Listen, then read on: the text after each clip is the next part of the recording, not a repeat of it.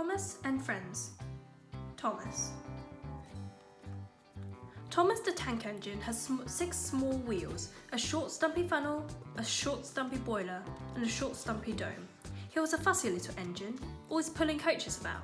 He pulled them to the station ready for the big engines to take out on journeys, and when trains came in, he pulled the empty coaches away so that the big engines could have a rest. But what Thomas really wanted was his very own branch line. That way, he would be a really useful engine. Thomas was a cheeky little engine. He thought no engine worked as hard as he did, and he liked playing tricks on the others. One day, Gordon had just returned from pulling the big express. He was very tired and had just gone to sleep when Thomas came up beside him. "Wake up, lazy bones!" whistled Thomas. "Do some hard work for a change." And he ran off, laughing. Gordon got a terrible shock. He decided he had to pay Thomas back. The next morning, Thomas wouldn't wake up. His driver and fireman couldn't make him start. It was nearly time for Gordon's express to leave. Gordon was waiting, but Thomas hadn't gotten his coaches ready. At last, Thomas started. Oh dear, he yawned. "Boop, boop, boop. Hurry up, you," said Gordon crossly.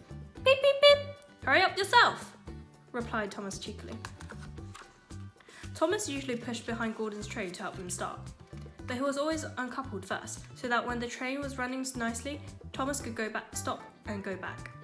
That morning, Gordon saw the perfect chance to pay Thomas back for giving him a fright. He started so quickly that the guards forgot to uncouple Thomas. Gordon moved slowly out of the station, pulling the train and Thomas with him. Then he started going faster and faster, much too fast for Thomas. "Peep, peep! Stop! Stop!" whistled Thomas. "Hurry, hurry, hurry, hurry!" laughed Gordon in front. "You can't get away! You can't get away!" giggled the coaches. Poor Thomas was going faster than he had ever gone before.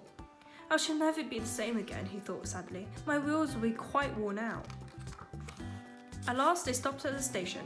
Thomas was uncoupled and given a long, long drink. "Well, little Thomas," chuckled Gordon, "now you know what hard work means, don't you?"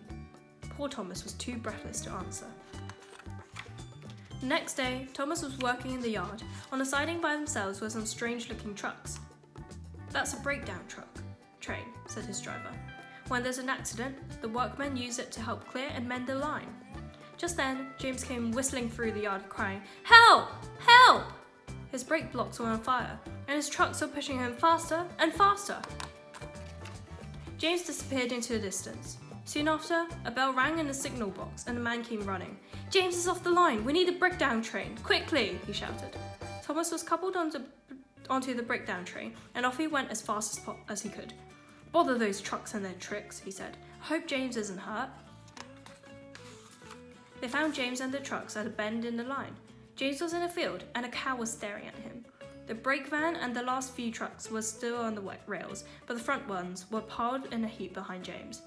James's driver and fireman were checking to see if he was hurt. "Don't worry, James," his driver said. "It wasn't your fault. It was those troublesome trucks." Thomas pushed the breakdown train alongside James. Then he pulled the trucks that were still on the line out of the way. Oh dear, they groaned. "Serves you right, serves you right," puffed Thomas crossly. As soon as the other trucks were back on the line, Thomas pulled them away too. He was hard at work all afternoon.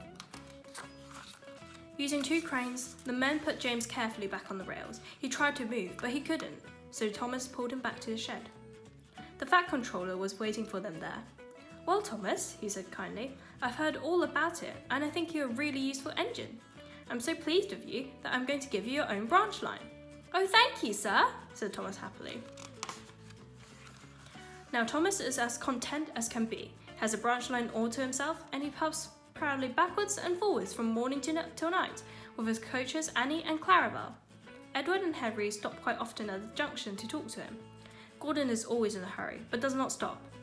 But he never forgets to say "poop, poop, poop" to Thomas, and Thomas always whistles "peep, peep, peep" in return.